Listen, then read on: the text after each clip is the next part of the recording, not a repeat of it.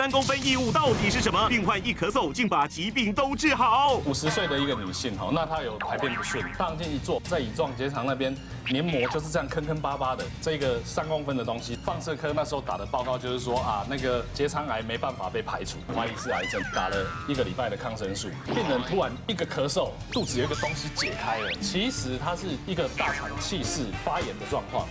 今晚10点，东森综合台32频道，医师好辣。